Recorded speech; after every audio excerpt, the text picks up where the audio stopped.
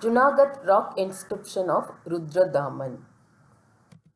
In early 2nd century CE, a line of Saka Kshatrapas known as the Kardamakas emerged in western India.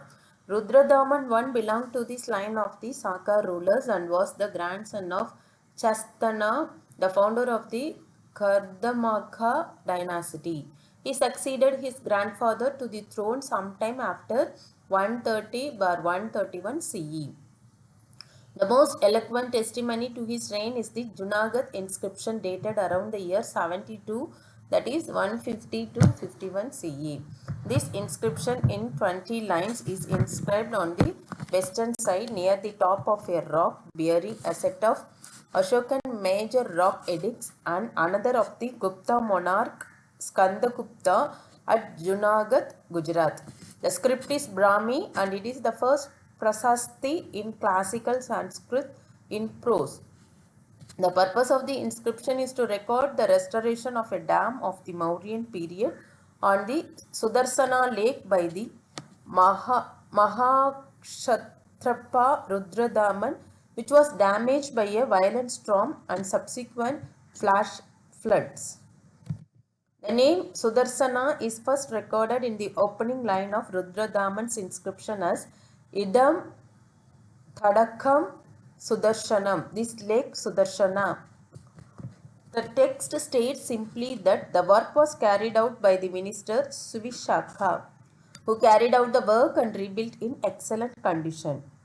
Narrating the history of the lake, this inscription states that the lake was constructed by Vaishya Pushyagupta, who was the provincial governor of Chandragupta Maurya. It was beautified by adding channels, Pranalibhir Alamkritam by Yuvana Tushashpa, governor of this area during the reign of King Ashoka. Then many years later, during the reign of Rudradaman, in the winter of the year 72 of the Saka era 150 CE, there was a terrible storm.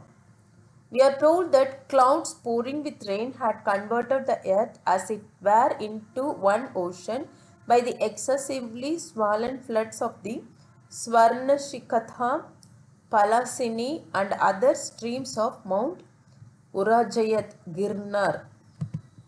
The storm, which was of a most tremendous fury befitting the end of a yuga, tore down hilltops, trees, banks, turrets, upper stories, gates, and raised places of shelter. Stones, trees, bushes, and creepers lay scattered all over. Although precautions had been taken, the storm tore a breach 420 cubits long and wide and 75 cubits deep into the lake's embankment. All its water flowed out and the lake resembled now a sandy desert. The Sudarsana lake, which was literally beautiful to look at, became Durdarshana, ugly to look at. The extent of the damage led the councillors, ministers, executive officers to think that the lake was beyond repair. But Rudradaman was bent upon to get the job done. In this respect, he found his provincial governor of Anartha and Surashtra, Suvishakha, to carry out this work. Suvishakha was a Pallava and the son of Kulaipa. He is praised as an exemplary officer, able, patient, self-controlled, upright, honest, and not given to arrogance. The lake was reinforced and made 3 times as strong in length and breadth on all sides in a very short time. The inhabitants of towns and villages were not oppressed by taxes, forced labor, or any other impositions. The inscription tells us that Rudradaman had all this done in order to benefit cows and brahmanas for 1,000 years and for the sake of righteousness, dharma, and kirti, fame. The eulogy for Rudradaman is included. The genealogy includes his father Jayadaman and grandfather Chasthana.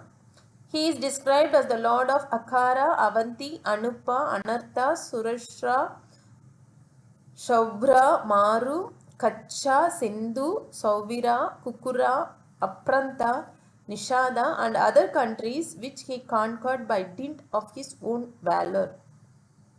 He is described as having defeated Satakarni, lord of Dakshinapatha, twice in fair fight, but sparing his life only because he was a close relative. We are told that the towns, villages, and markets of this king were never troubled by robbers, snakes, wild beasts, or diseases. His subjects were attached to him, and as a result of his prowess, he attained the goals of Dharma, Artha, and Kama. His treasury was overflowing with gold, silver, diamonds, lapis lazuli, and other precious things rightfully obtained through tribute, tolls, and shares. That his treasury was overflowed with precious and semi-precious stones might suggest that royal dues were collected by accepting such minerals and metals. If we consider the territorial limit of Rudradaman, we find that diamond mines and other mining areas were under his control. The king was a composer of Sanskrit kavyas in prose and verse, embellished with figures and the proper use of words, and possessing lucidity, sweetness, vividness, and brilliance, whose body was marked by the most excellent marks and signs such as auspicious length, dimension, height, voice, gait, complexion, vigor, and strength. He had been wreathed by many garlands at the Swayamvaras of many kings' daughters. There is a wealth of technical detail contained in the inscription. The breach caused in the dam by incessant rains is said to have been 450 hastas in length, ayata, and with Vistirna, and 75 hastas deep, Avagatha. As a result of the repairs commanded by Rudradaman, the dam was not only rebuilt but made thrice as strong as before. Triguna, Drathara, Vistarayam.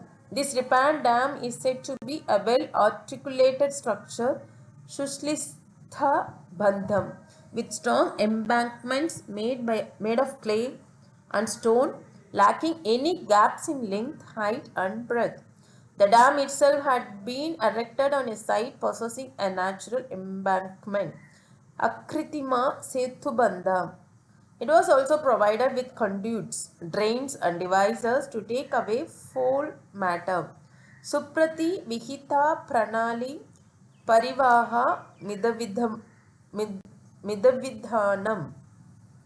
This sort of construction and the need to repair in case of breach suggests the importance of such irrigational projects for the state as the common people were affected.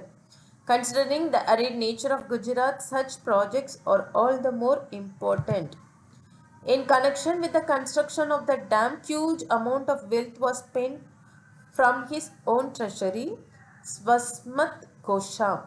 It is stated in the epigraph that his treasury was overflowed with an accumulation of gold, silver, diamonds, beryl, stones, and other precious things rightfully obtained through taxes such as bali, a kind of tribute, sulka, ferry dues, tolls, duties on merchandise, etc., and baga, royal share, generally 1/6 of the agricultural produce. Rudradaman I caused the rebuilding of the dam without oppressing the inhabitants of the towns and country by kara, periodical tax, or some other kind of tax, vishti, forced labor, and pranaya, benevolence tax of non-recurring nature. Thus, we can easily understand that the prevalent taxes of the time were Bali, Sulka, and Bhagat, though extra tax could be imposed on the subjects for welfare activities. Silver coin of Rudradaman. Boast of Rudradaman with corrupted Greek legend. Three-arched hill or Chaitya with river crescent and Sunbrahmi legend. Rajno Kshatrapasa Jayadamasa Putrasa Rajno Mahakshatrapasa Rudradamasa. King and great Satrap Rudradaman, son of king and Satrap Jayadaman. To continue, the Talangunda pillar inscription of Kakushta Varman, Kadamba dynasty, Karnataka, 450 to 470.